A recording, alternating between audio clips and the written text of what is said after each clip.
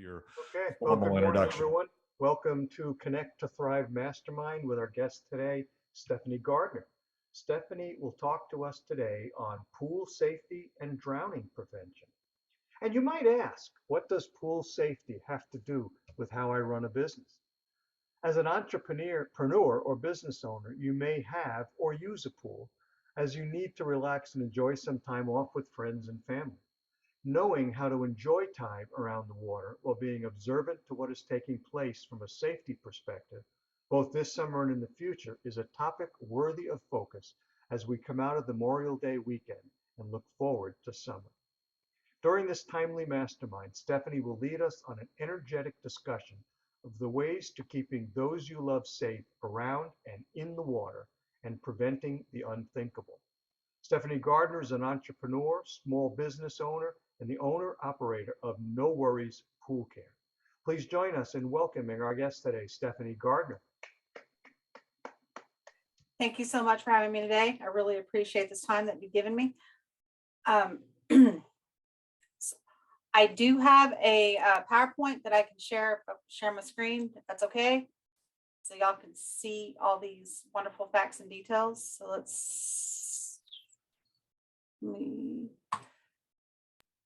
Yeah, you should be able to. There you go. Okay, I cannot. We don't need to see that one. That's the one I wanted to go to. Let me. Is it sharing correctly? I'm seeing No Worries Pool Care. Okay. Yeah, I always recommend if you click on the reader view as opposed to the presenter view. That's down at the bottom. You know, the presenter is the screen, and then there's a book. The one that looks like a book. If you click on that, that'll give you the maximum. I mean, it'll only show you one slide at a time. So there we go. That's fine. I don't. Oh, sorry. I used a old slide deck that I had. That I was using. So talking about water safety and drowning prevention. So the facts: almost 800 children drown every year in the U.S. That is actually over 800 and children and adults, because drowning affects adults as well as children. And it's the club you never want to be a member of, but you don't think it's going to happen to you until it does.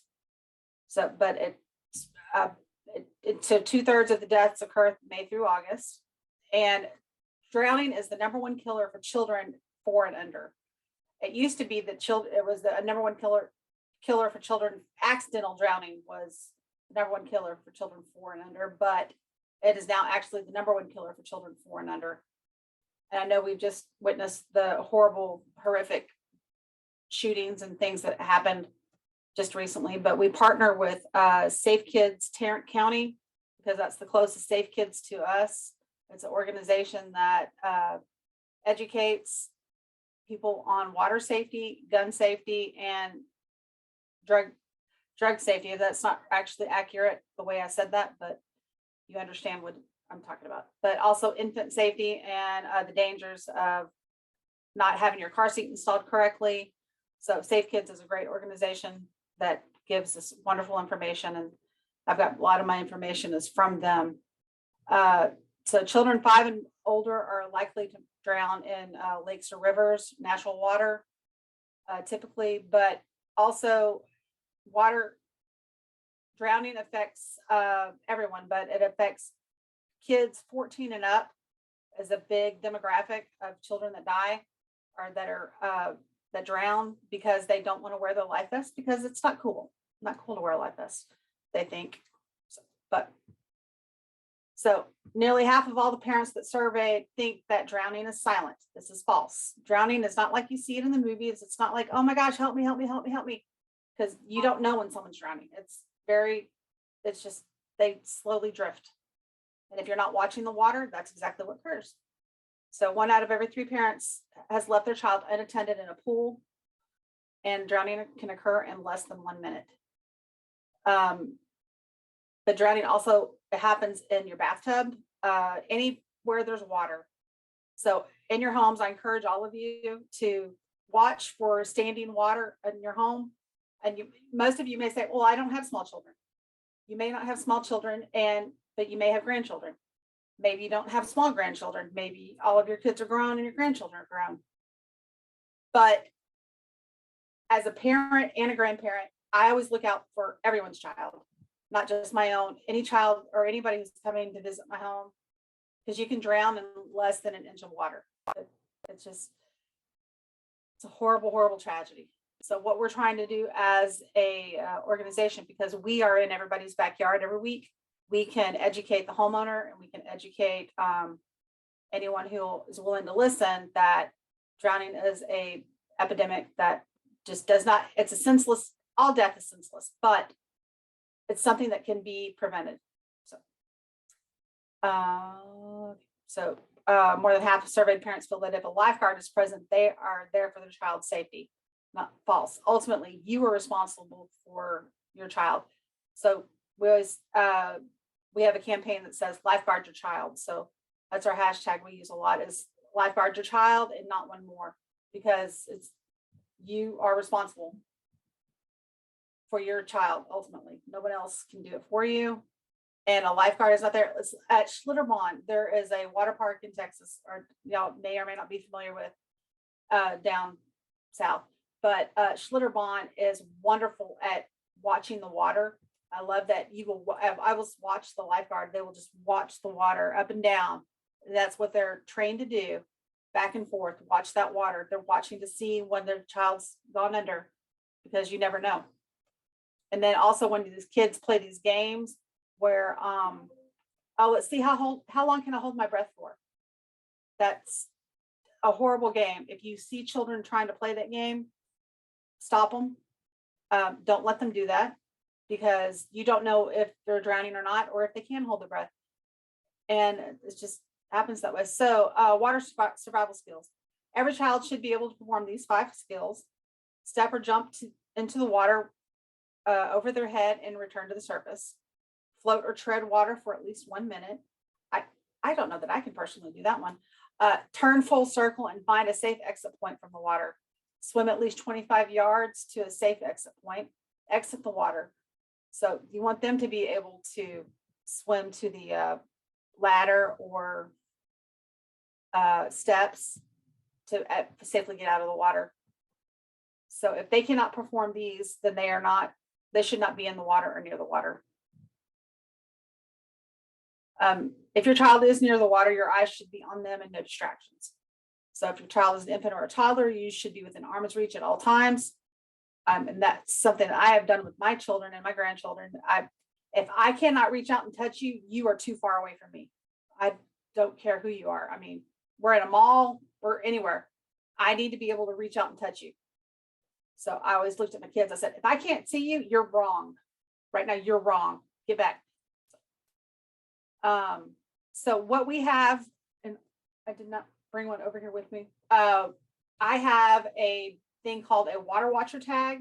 And I get usually at all my networking meetings everywhere I'm at, I give these out, and it's a little tag on it, a bungee, and it designates an adult as a water watcher for 15 minutes. That adult is not chit-chatting with their friend. They're not doing shots. They're not gossiping or manning the barbecue.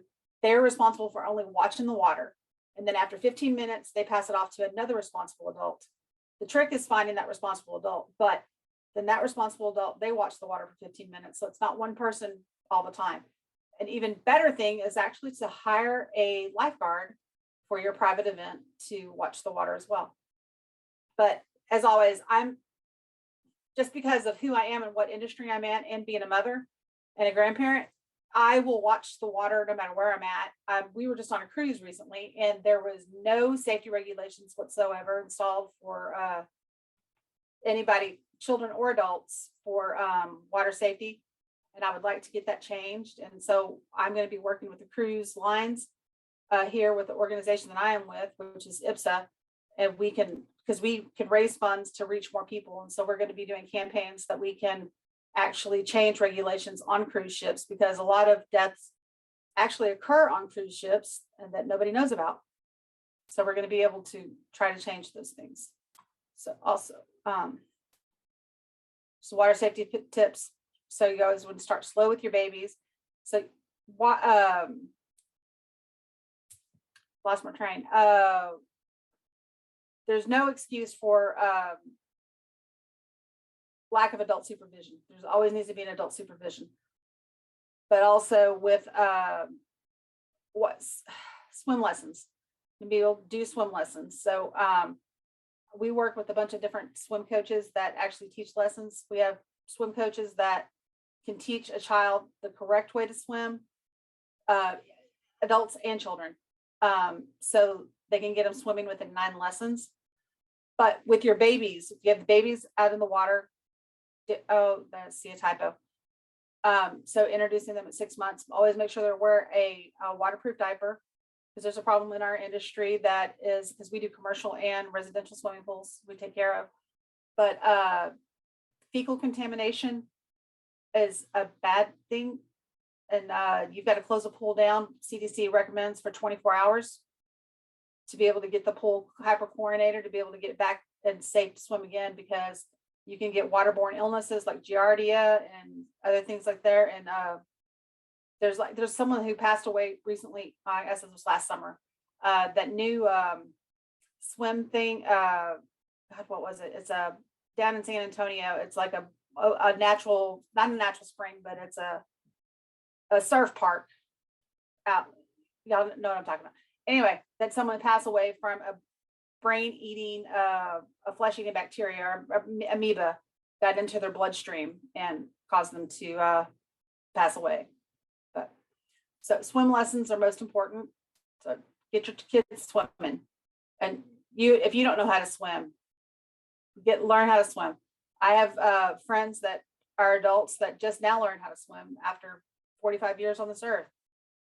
We're just giving lessons. My mother does not know how to swim, but my mother knows how to tread water, and she does water aerobics in deep water, which is weird to me, but she knows she can save a kid if she needs to.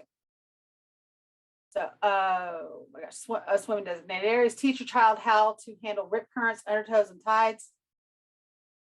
Teach your children not to swim without an adult present, and do not rely on swim aids. And then that's actually the next one too. So arm floaties, I don't know, y'all know arm floaties, everybody puts the arm floaties on because I was raised on them.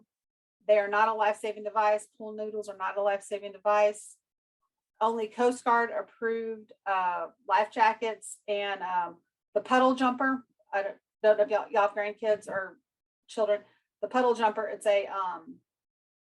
goes on the arms, but it goes across the chest and it buckles behind you. It's called a puddle jumper, and it is a Coast Guard approved life-saving device. So it can help. The problem that I have with all these things that they give your child a false sense of security, thinking that, oh, I can swim. So as soon as you take that off, they're like, oh, well, I can swim. I can just jump back in the water. And that becomes a hazard. So we encourage everybody to learn how to do CPR. It's easy to take classes. You can take it at hospitals, fire stations, and similar locations often host classes. The Red Cross, the YMCA, I know host classes as well. Teach your child CPR. It's a skill that they can use for life. You can save a child's life or someone else's child. So my mission, I want to save all the babies. I mean, well, not just the babies. I want to save all the kids. I don't want any parent to have to know what it's like to lose a child ever. Unfortunately, it happens. So anyway, okay. Backyard pools should have a 4-sided fencing, at least 4 feet tall, with self-closing and latching gate. So most pools nowadays, actually my own pool, this pool behind me is not my pool. I wish it were my pool. It's very beautiful. It's one of my clients' pools. But it does have a safety fence. You can't see it in this picture, but there is a safety fence around it. So they have the safety fence that goes around the entire perimeter of the pool, but it has a magna latch on it, so it is self-closing and self-latching. But most pools have only, like my backyard right now doesn't have a safety fence. I'm going to be honest, it has because you're only required to have 4-sided fencing, which is your home is considered a side, and each side of your regular fence is considered fencing. But my gates are self-closing and self-latching, but you really need to have a safety fence, a 4 foot, at least 4 foot tall safety fence. And we remove all toys from the pool after each use. When we go into somebody's backyard and there's toys left in a pool, we pull them out.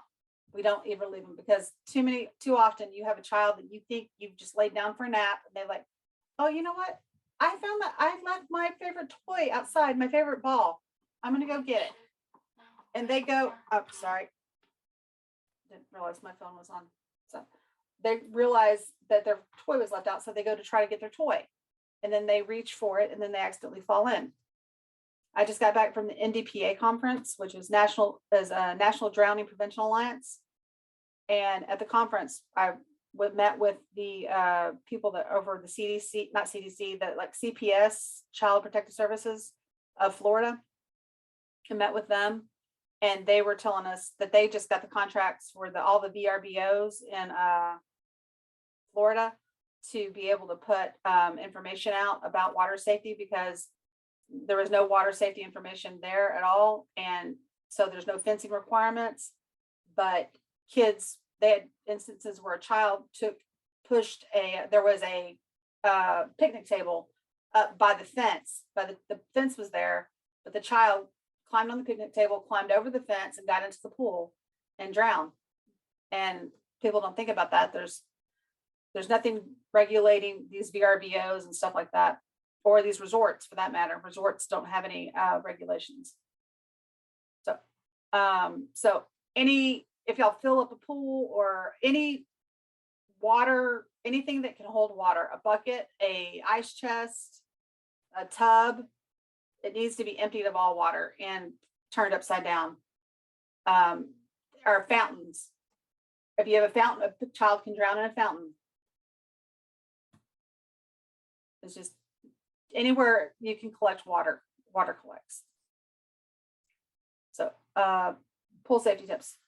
Big hazard in pools and spas is the drain circulation entrapment. A few years ago, there was a child who it was a state senator, one of the Virginia Graham-Baker Act. So we have a new law called the VGB Act that requires all drains to be anti-entrapment or anti-vortex.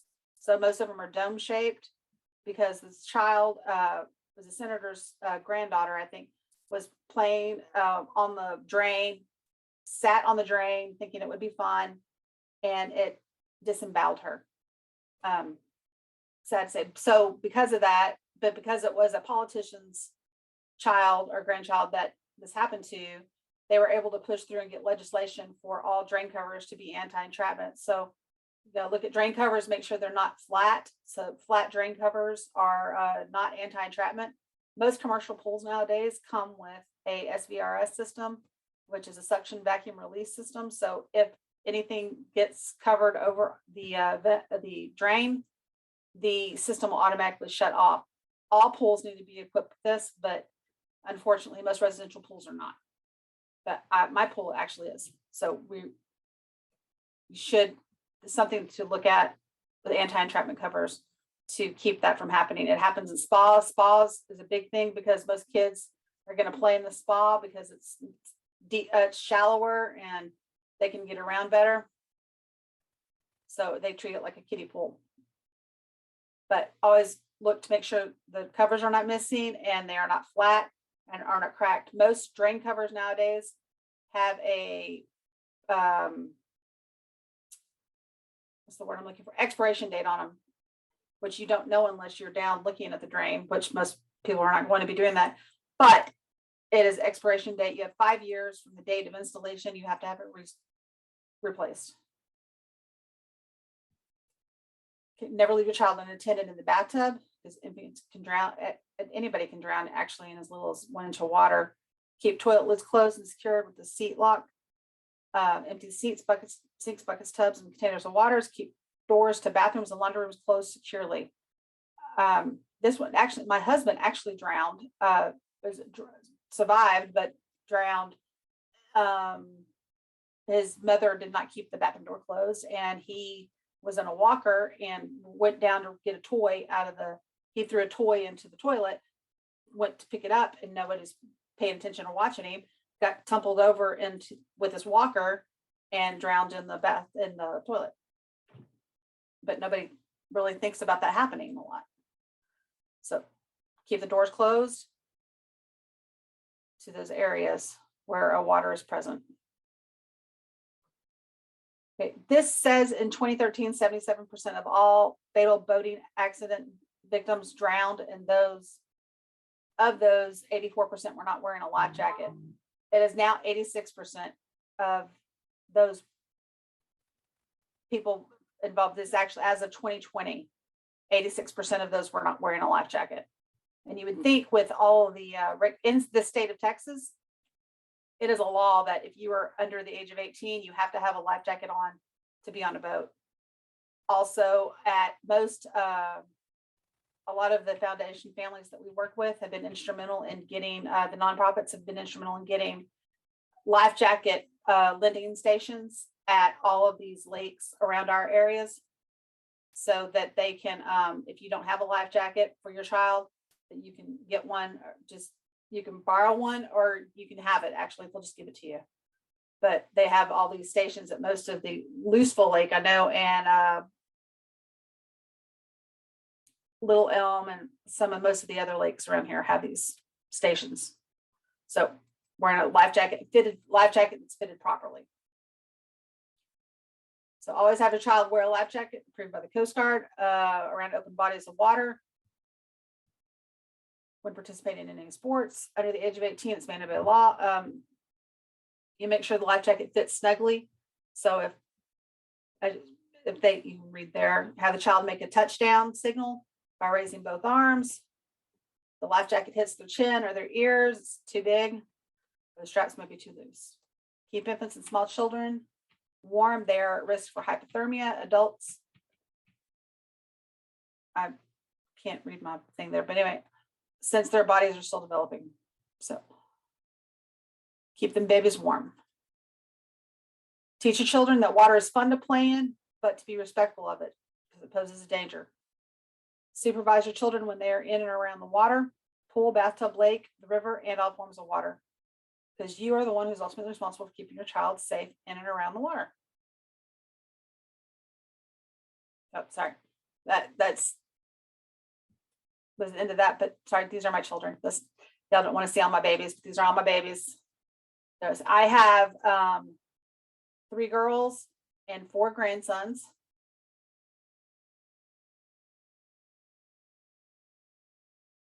So I'll keep this, all my babies.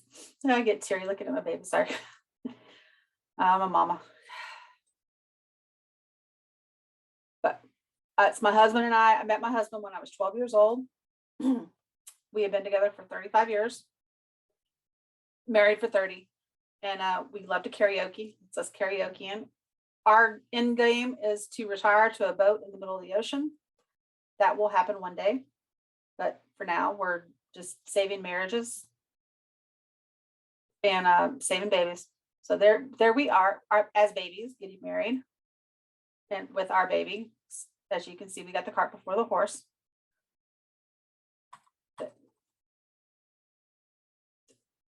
That's pretty much it for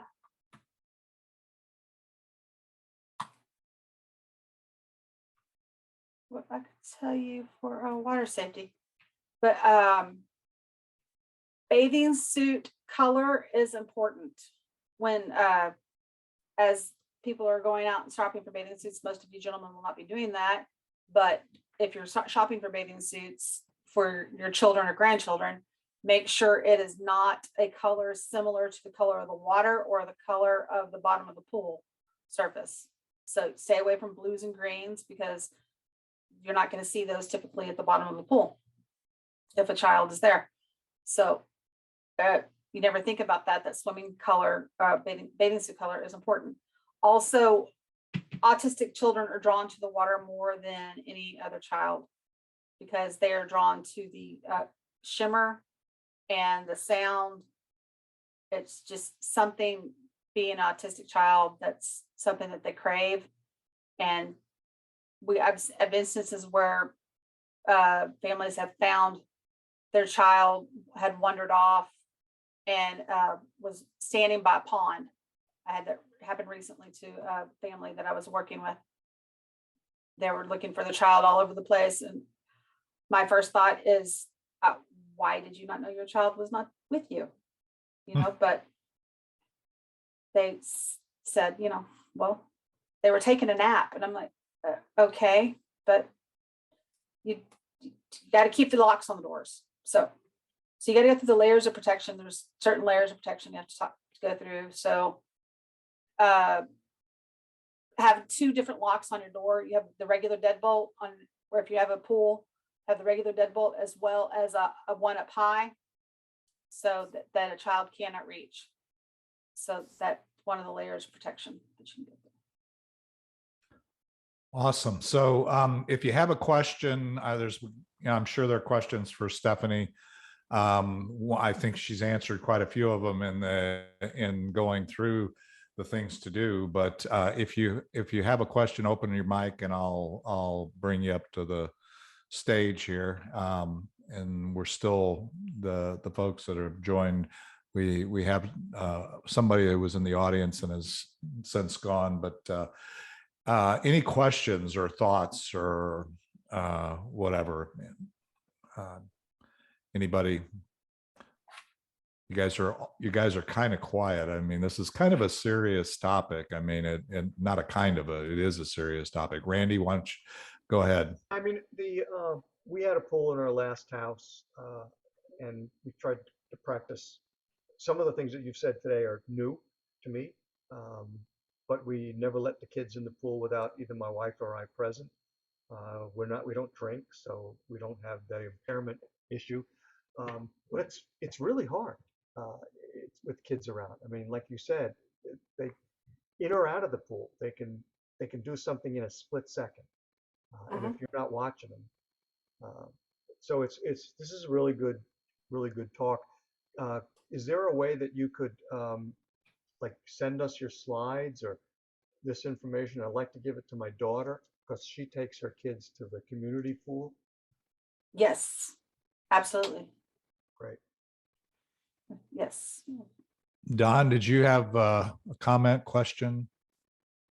I used to have a pool. I'm glad I don't anymore. We had little kids, but we always took them out there individually. And but it was the dog that was in the pool most of the time. It was a big Labrador, and he was actually quite the lifeguard.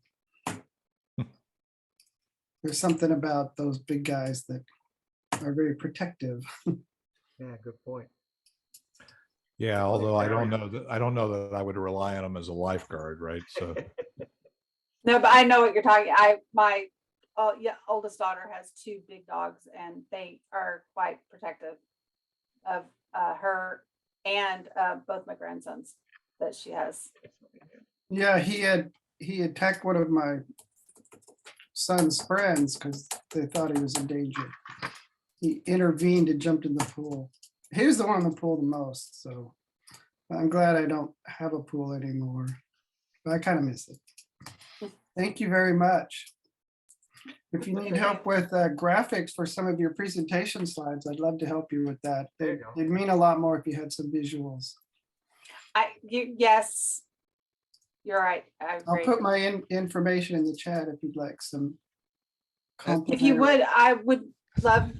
I was going to solicit your help for something else as well. So yeah, thank you. Happy to help free of charge. yeah, Don is amazing when it comes to also, like, I mean, the more complex graphics like flow charts and various sundry of graphics that aren't just a picture or a logo, but I mean, if you ever get to Plano, downtown Plano, the train museum there that has all of the information, Don is behind that, as well as many other kind of museums and things like that. So he's got a lot of experience. So in communicating something like safety and process and those kinds of things, Don would be a natural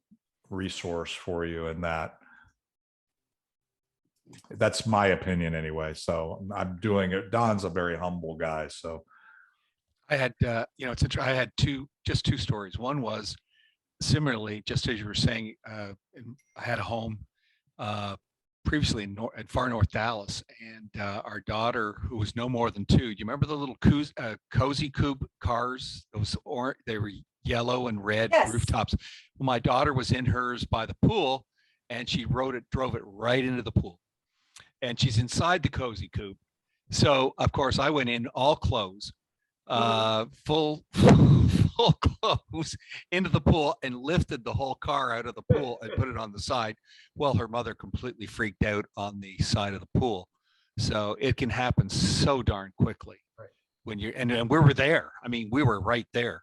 Right. And the other one I was going to tell is my youngest daughter, she was being recruited to play volleyball at Columbia University, and Columbia University still has a program before you can graduate. Doesn't matter what program you're in, you have to swim 100 yards. So you can be in whatever program, any program, neurobiology, 4th year, you still have to hit the pool and swim 100 yards. And the coaches, there was a couple coaches, and he said, you are shocked how many students get to that's their last requirement to get their degree, and they can't swim. So they go through this incredible, intense program for a week trying to teach them to swim so they could do the 100 yards. And this is Columbia University, an Ivy League school. Just thought that was always pretty funny. That's interesting. We had that at WPI in engineering school. Oh, did you really? Yeah. Yeah. I couldn't swim. I have a lead butt. And so all my arms are flailing like crazy, and then my legs and everything are just sinking. And it was really a struggle. I mean, you didn't have to swim. You just had to get from one end of the pool to the other without swimming. Yeah. Michael, did you have something? And going back to the athleticism, or lack of athleticism that exists in our kids today, there's a bigger picture because I watch it and I see it with my kids. I have a 6-year-old and a 13-year-old. And sorry, physical education is a joke at school nowadays. Right. They don't teach them anything. They walk around and look at their phone. So I'm not surprised that that kids can't, swim 100 meters or anything like that anymore. That's just a commentary. And then also, bottom line is, be a parent. I mean, if I'm even at a party with other kids at another pool, I'll be talking to other people, but my eyes are always on the pool with kids to make sure that they're safe. So it's one of those things where you just be a parent. I know there's a lot of people that aren't, and they don't look at parenting as a intentional act, but parenting is an intentional act. Sorry, I'm going to break it down. There's people that were sperm donors and they gave birth to kids, and then they're actually parents. So, that's just my thoughts on it. I have a question. This is sort of related, and this is going to come across as kind of silly. We live right next to the community pool, our whatever you call it, homeowners association pool, and it's at least 5 foot, it may be a 6-foot fence all around the pool area. I see kids, and they're not just teenagers. They could be not little kids, but teenagers, let's say 10 to 20, climbing the fence after hours. Maybe somebody can. Do I have a legal responsibility to call the police? I don't think you have a legal responsibility, but as a concerned parent or homeowner, I would call, because that happens. There's quite a few visuals I could have shown, and I probably should have, that showed where people had jumped fences and having parties that they were not supposed to be there, and it was after hours, and somebody drowned, and the homeowners association is still responsible for that drowning. Yeah, even though it was after hours. You bring up a good point. There are a lot of parties at the pool, which is, that's part of what it's for.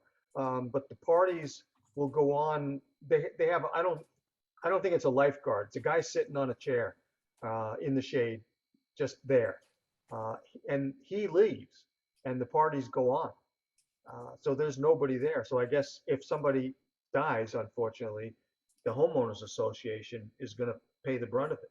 Right, but he's probably not even a lifeguard. He's probably No, just a he's pool not. monitor. He's a pool monitor. Yes, He's just somebody that's just supposed to be there to check people in and out to make sure that they are who they say they are, that they do live there.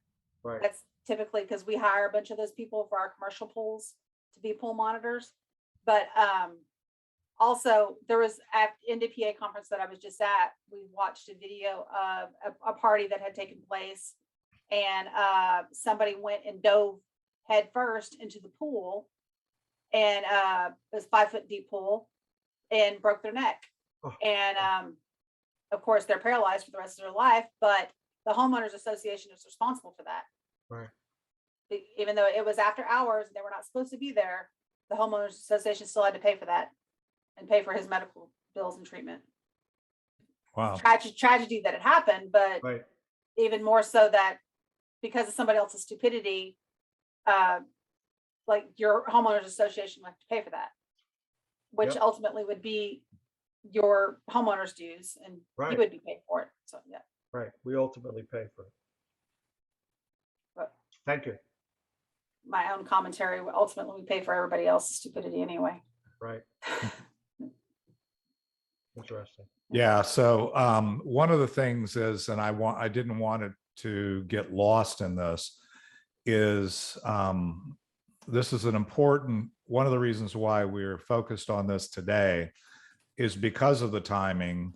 And as I said before, whether you're, I mean, I know many of us are not only in this community, but in other communities, but knowing and being aware of these things, and some of the questions have gotten to that, well, what do I do?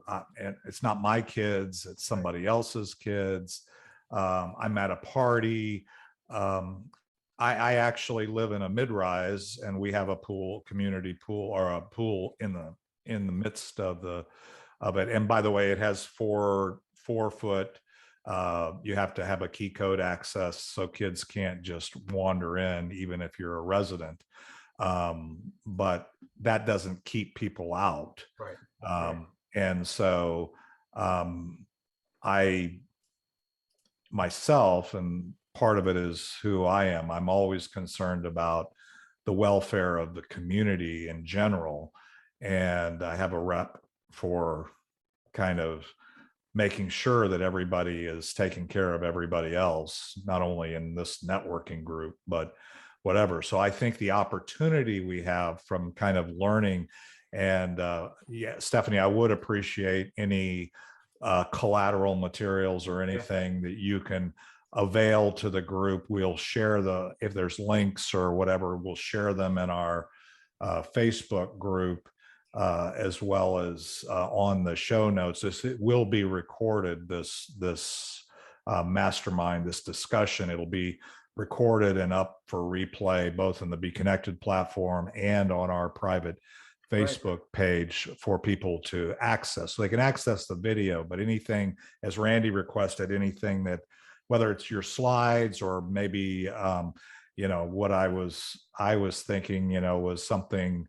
doesn't have to be a multi-page document, right? It can be just a handout or something for on the content that you went through. I think thinking of this as a mastermind, and I don't know, you're dealing with this all the time, and you're out evangelizing child safety. I think that in today's world, just having your head on a swivel, taking care of those that were within your sphere, physical sphere as well as visual sphere. Being a pool watcher, I love that idea. Is just, and I do that. I mean, I have 5 kids and 6 grandkids, and even with my own kids, most of their friends consider me their second dad. I got that rep. And so, and we had a pool for years, and some of the things you've talked about are really important to make sure there are more rules. It's kind of like technology, right? You can't, idiot-proof a computer. Right. So don't let idiots operate the computer. It's you can't. The same thing with kids. You can't really kid-proof a pool. Right. It's still They'll always find a way. there's operator intervention that's required Right. from those of us who have their best interests at heart. So when we're in today, it's a natural thing, right? To be out in conversations, networking, talking about things that are important, talking about things. As I always say, if you really want to have a lot of inbound networking leads or traffic, be the most valuable node. And this is a communications tech guy, at one point, be the most valuable node on the network. In other words, right. Whenever somebody's got a question, even if it's not what you monetize or not your business, they always know they can ask Randy, because Randy's probably asked the question. Right. He's and hopefully he's retained some of the information that he's got after he asked the question. And We if I all don't have, know the answer, I'll tell him. yeah, we all have that challenge, right? But any other thoughts, Stephanie, from your standpoint? I just think it's really important Right. as we go forward to round out our ability to serve the people that God brings into our path as networkers, as members of community. And this is an important thing. I mean, it's kind of crazy, again, Stephanie and I talked, I guess it was yesterday, and she kind of led with that. And if you heard in the beginning, was we get really focused and energized about school safety. And by the way, I'm not dissing that at all. I ran a school. I can tell you that when those kinds of things, Columbine and other things happen, it makes an indelible impression on your brain. I told Stephanie a story of my first insurance agent when I moved to Texas, and he was at a pool party with kids, and his daughter drowned, and he never recovered. And so it's one thing to have it actually happen, but when you think about the fact, as she already shared, which to me blows me away, is that under 4, that it is the number one cause of death for children. I mean, we should be paying attention, and I'm not a believer in it's just the government's job, right? I believe that It's our job. It's our job. It's every one of us. We're the parent. And so I like that, Stephanie, what you said. I like the hey, you're the parent. I mean, they may not be your kids there, but you're the parent. Right. Having somebody in the mindset can save a life or can prevent somebody from getting in a situation that's out of their control. Mm-hmm. So I would like, we always say it takes a village. I mean, most of everybody in this group, it seems like that we all have a ministry mindset, mm-hmm. and that we care about our fellow man and our fellow man's children and everyone else. I would like to think that everybody does, but unfortunately you see people, oh, not my circus, not my monkeys. I'm not dealing with that. But you need to. I mean, like I said, we were on the cruise ship in February. There was a little girl, less than 2 years old. She's fine and everything's okay, but she could not find her mommy. And we were in the pool area. And I do drink, and I had been drinking all day, but I at least had the forethought to think, this baby is alone. Where is her mommy? And her mommy was like 5 rows in front of me, not paying attention to where her child was. And this was a baby. And I'm like, do you know what happens on cruise ships? I could have just taken your baby and you would not even have your baby anymore. So I need other people to, like you said, evangelize and pull. I mean, water safety is important, but I mean, of course, all safety is important, but just being present and having that mentality. There's the other issue that I've seen, and I fortunately have not experienced it personally, but I've seen where, let's say in the pool area, okay, some kid is doing what they shouldn't be doing, and some parent, not their parent, will say something to them. And the father will come over and say to that parent, mind your own effing business. Yeah, So do we, if their kid is drowning, do we just look the other way? Yeah, the problem is that the phrase is it takes a village, but now the villagers don't have a common mindset anymore. Right, that's right. You got to do what you got to do anyway. Exactly. Got to do what's right. Yeah, actually, I like that answer is, you've got to do what you got to do and deal with if you're doing the right thing, if you have the right motive in your heart and you're really, last week, little boy was playing, a little Hispanic boy was running around the pool and playing. And I was sitting on the edge of the pool and his mom was on the other side of the pool and he went under, and I could tell he was a little distressed, and I don't know if he was gonna drown or not, but I reached in and grabbed him and pulled him out of the pool and sat him on the side of the pool and said something to his mom, and she was grateful. She thanked me for doing it, and I didn't, berate her for being so far away, because this kid was probably maybe 6 or 7. I mean, he was, Well, he, some it kids are seemed tougher like than he that. could swim, but he was over his head. Right. And that's And scary the first time it happens. yeah, and it scared me because I'm a dad, right? I'm a grandpa. So I think that we can't, no matter what everybody else might think, to back to your point, Randy, Yeah, I think we owe it to the community, whether they appreciate it or not, agreed. that we take action when action is there, and we communicate a message that may not be that fun to communicate, but I know when I'm around pools and stuff like that, and we're sitting around talking and I'm always, I got my head on a swivel, as they say in the security business, Right. and watching for anything that seems out of the ordinary. And if I see something, I say something, and I'm talking to somebody, but that's me, but I don't know that I'm, should be any different than anybody else on You this shouldn't, but Zoom, or anybody watching the replay here, as we all should.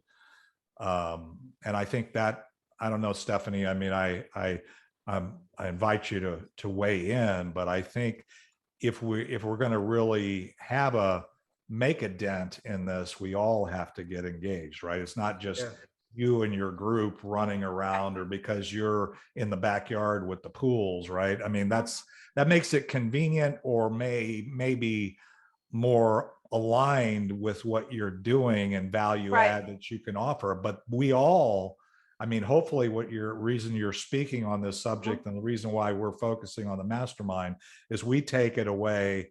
And who knows? I learned CPR, years ago. right. And I've had a couple of opportunities to administer it or do the Heimlich or whatever, over the years. You just never know when you have the opportunity. Yeah, you don't know who it's going to affect or what's going to happen. So, like, I have a really good friend of mine, unfortunately lost her child, who was 15. His name was Connor, and he was with a group of friends at a birthday party where she was not present. So it was ultimately the other parent's responsibilities to watch her child. But they were at a lake at a birthday party, and the rule in their house was always, you wear a life vest. You're around water, you wear a life vest. Right. Well, this family did not have that rule, and he was with his friends, wanted to be cool. And so they were all running down to the dock as a group, hand in hand, and taking pictures and being fun and goofy and jumping off the dock. He jumped off the dock, hit his head, did not resurface. Had he had a life vest on, he would have lived. But Right. because he was not wearing a life vest, he Isn't unfortunately. that always the story? It's so scary. Yeah, there's so many things, really. And again, I'm not I'm a faith over fear guy, right? So, Mhm. so when it comes to kids, I mean, there is a suitable, they aren't fearful at the right times and those kinds of things. But I got to tell you, I've got, I had a pastor friend in Michigan who was on a missions trip in Huh? Costa Rica, and What? there's another Where? fundamental that you can say, right, which is Oh, never turn your back on the ocean. Anybody ever hear that when you go to the Yeah. beach? Okay, if you live near a beach, this is a fundamental you always learn, and never turn your back on the ocean. And he was talking, facing it, and the undertow came in, pull him out, and he drowned. And this guy was in his 70s, 60s. He was and not a person who couldn't swim. But there are things about the water, again, being aware. He wasn't looking at the incoming tide and the flow of the water, because it does flow up and then back and pulls you back. And that undertow that Stephanie mentioned, when you're in more, not in a pool environment necessarily, although we have wave pools and things like that can accomplish the same thing, right? So sometimes you wonder, I mean, it's fun, but it can be catastrophic if you're not careful. So many things that are fun are dangerous. So, Well, and that's a balanced risk, but Right. let's not risk our kids. Let's not risk I the agree. people, you want to risk yourself, knock yourself. members of our community or whatever. So I appreciate this. Any other thoughts? Stephanie, is there, what can we do for you? I know you have a pool company. I know you have a mission here with protecting kids. What as a group can we do to serve you? Just the more people that we can make aware of the benefits and dangers of water, the better, because most people don't know. Now you all know that it's the number one killer for children 4 and under. So the more people that are made aware that to watch your kids around the bathtub and all these things that collect water, the better. I mean, it's just that's it. I just want to save all the babies. Help me save the babies, and we're good. Yeah, and I think getting them learning to swim, and in the interim, I think I heard you say, by the way, I just want to clarify this, the not the floaties, not like just the thing you put on your arms, but the thing that goes the whole body and also is on the arms, and kind of, if you put them in the water, they float and they stay upright. Yes. Those are approved? That is a Coast Guard approved. Yes, the puddle. Okay. It's called a puddle jumper. It Yeah. comes across the chest and then up on the arms. That's the one, because all my grandchildren have that as well. Right. That's Now, the that's one thing. my grandkids. Mhm. They're not allowed to go even to the pool if they're not wearing their puddle jumpers, because none of Yes. them swim to the point where I would be comfortable with them even being Mhm. around the pool. Yeah. Because I'm an overprotective dad and grandpa, and Oh, me too. Hey, Right. Dave, can I say one more thing real quick? yeah, sure, go for it. So, going back to the parenting side, so my boy, he's 6, but he swims great. But because of the fact that we have a pool, I put him in swim lessons when he was 3. And the first lesson they teach him is, if they fall, how to get to the side. So you're never too early to learn how to swim, but it doesn't negate. I agree with everything that Stephanie's talking about, but it also is where you also have to parent and equip your kids. And so that's why I kind of got on a soapbox about something else, but I wanted to say that it's a holistic view. It's not, I don't think you can do one or the other and be successful. I think you have to look at it from equipping the child plus protecting the child. So that's just what my thoughts are. Yes. Thank you, Michael. Completely agree. Thank you, Michael. Yes, no, swim lessons is definitely most important, but also because you can get as young as 6 months old if teaching the child. We have there's a thing called ISR, which is Infant Safety Rescue, and it's basically where they teach a child if they fall into the pool, or you can do this with your child. It teaches them muscle memory to be able to flip themselves over to at least float till they can get rescued. But also as you get older and become a toddler, they teach the child to fall into the pool with all their clothes on and how to get to the side to get out of the pool. So there's different things that can be done without having to do full-on lessons, Right. but lessons are the most important thing. But even if a kid has lessons, they may not retain it, and that's a whole nother issue. You do it again. You do it You again. do it next again. week. Yes. Exactly. Well, thank you, Stephanie. This is great. Let's give Stephanie Thank you guys so much. I really appreciate it. I really appreciate you sharing with the group.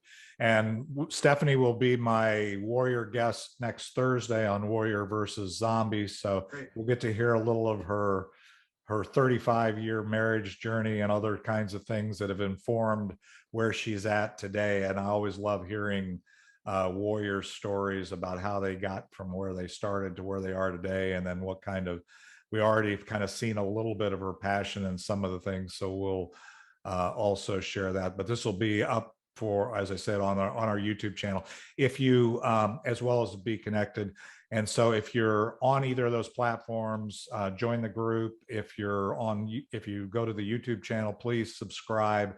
We did get over the 100 subscriber list a few weeks back. So it says, has my name and then MVW or whatever, or WVZ or whatever it is. So you can find it easier. So that's a beautiful thing. But go ahead and subscribe. The more subscribers we get, and then the good news is you just get notification that a new video is up. So when you're if you're part of our community, and once I take this mastermind and publish it, then you'll get a notification that it's premiering or whatever. You don't have to watch it, but at least you'll know, so you can go back if you weren't there live.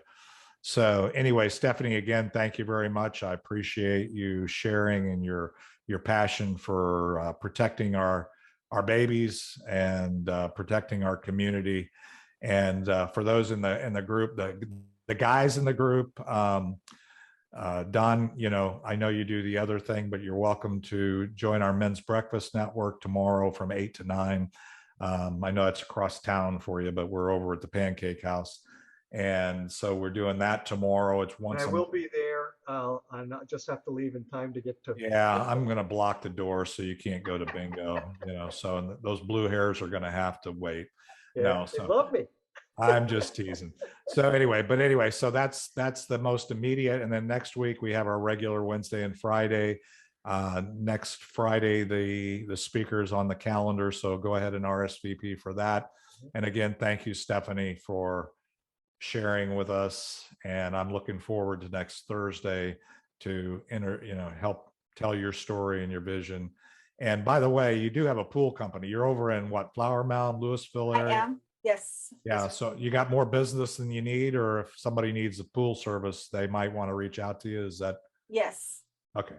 Yeah. What area do you cover with your pool service? We do Flower Mound, Highland Village, Argyle, mainly that area. So not Plano. We typically try not to go to Plano. We do Okay. resurfacing as well, and renovation and remodel. And so we'll go do those things in other areas. But as far as regular weekly service, we try to stay hyper local. Makes sense, of course. Okay. Well, that's Less good. windshield time. And this Good to will know. be on the recording. So most of our views come from the replay. We're a DVR society, as I say.